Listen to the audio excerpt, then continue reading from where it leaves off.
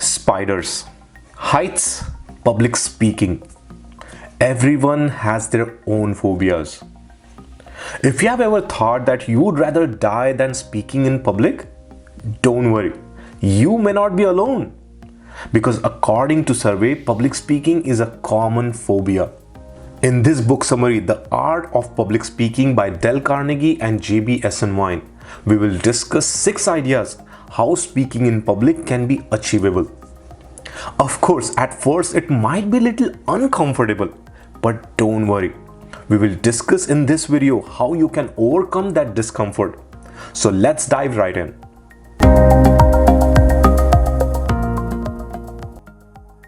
First idea. Being skilled at public speaking is a matter of practice. Do you remember learning to swim? How did you learn it? Did you read a book on art of swimming and then directly jumped into the deep water pool confidently and fearlessly with perfect execution? Of course not.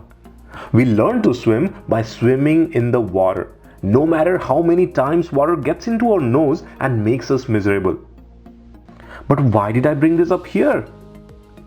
Well, public speaking can be just like learning how to swim. You have to dive yourself in front of people and speak. Becoming a skilled speech giver isn't about becoming fearless. It's about having control over your fear. There are 2 techniques to help you do that. The first is to forget the feelings of self-consciousness by becoming absorbed by the subject. And second, try memorizing at least first few lines of your speech as a starting point. After giving first few speeches, you may feel like you are drowning instead of swimming. But keep practicing and you will soon start floating. Here's the second idea. Use emphasis over monotony. Imagine you are a successful pianist. You could change the tempo, play slowly or quickly and bring uniformity. There will still be number of ways to interpret the music. There are no hard and fast rules when it comes to how a piece of music should be played. This idea also applies to public speaking. There are countless ways to give a successful speech. Just like in music, monotony is the enemy. Imagine playing a famous Bach concert only in one key. No one's gonna like it. So how can you avoid falling into this trap? Well, it means you need to equip your public speaking instruments with a variety of new notes. The first key to give dynamic speech is to use emphasis, which means to stress important words. For example, look at the following sentence. Destiny is not a matter of chance, it's a matter of choice. Here my important words are destiny, not, and choice. So let's see how I can stress these important words.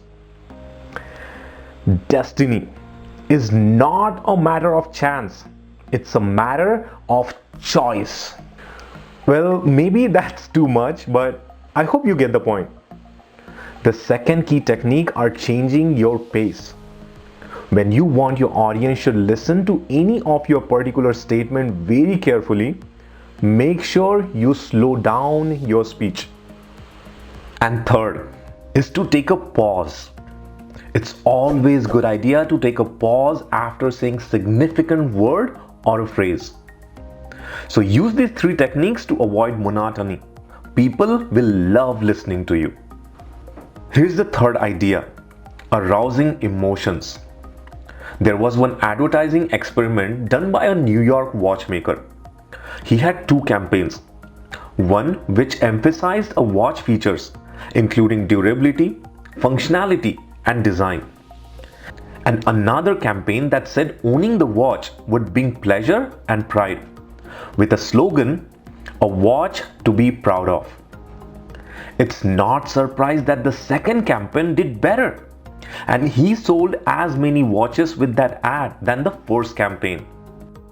Our feelings and emotions guide us through life. Think about it. Why do we choose soft bed or drink cold water? It's not always logic or a reason. Sometimes it just simply feels right. Anyone who wants to master public speaking should consider this. Arousing passion in your listeners can do more work to win them over rather than hours of logical, rational argument. Focus on becoming what you speak and transform yourself into your subject. By doing this, you will be able to create emotions and interest in your listeners. Idea number 4. You can learn gestures, but they must come from genuine feeling.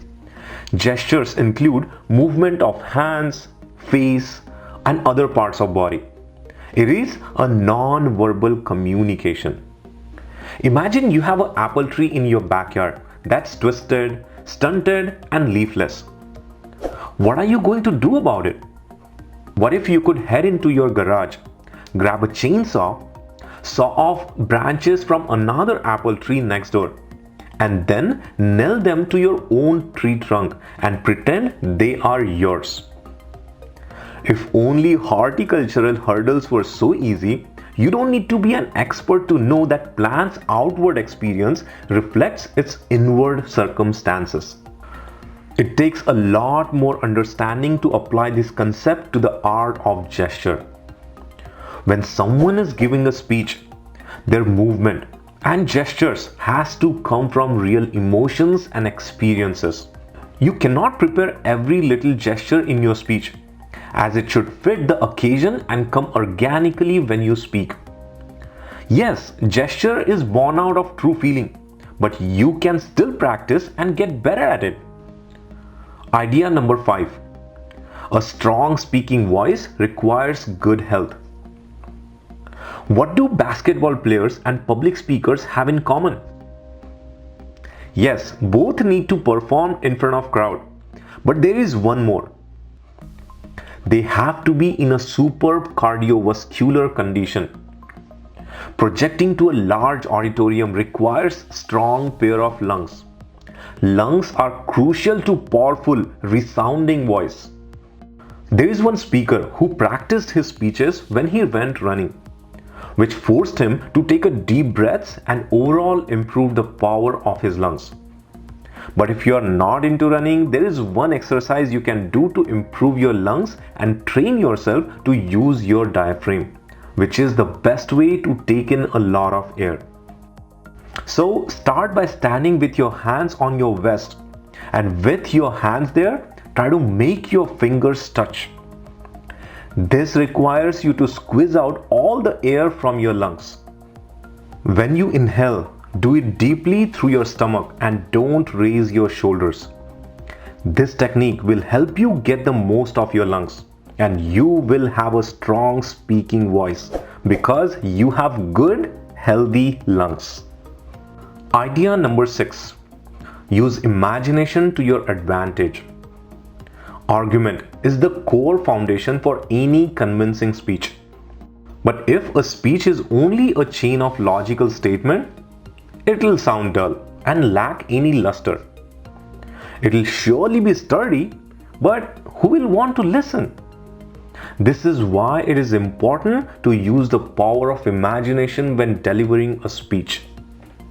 One way to do this is by using figurative language. For example, maybe your speech's argument is that alcoholism can destroy a happy home. You could approach your audience and announce a claim, and then give a long, monotonous list of statistics that prove your point. This could work if your crowd is full of fact-loving data analysts, but honestly, this approach would put most people to sleep. It's better if you ignite their emotions through figurative language. A story. Perhaps tell a tale of drunkard coming home from a weekend binge, yelling and hitting his children. This will grab your audience's attention but also stick uncomfortably in their minds more than numbers and generalization.